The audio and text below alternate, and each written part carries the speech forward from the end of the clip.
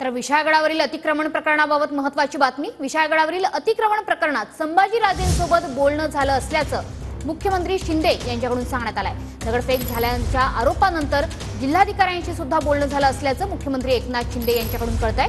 कायदेशीर आणि इतर सगळ्या बाजू तपासून योग्य ती कारवाई केली जाईल असं आश्वासन मुख्यमंत्री एकनाथ शिंदे यांनी दिलेलं आहे। गडाचं पावित्र्य राखलं पाहिजे अशीच सरकारची भूमिका असल्याचं स्पष्टीकरण एकनाथ शिंदेंनी दिलंय।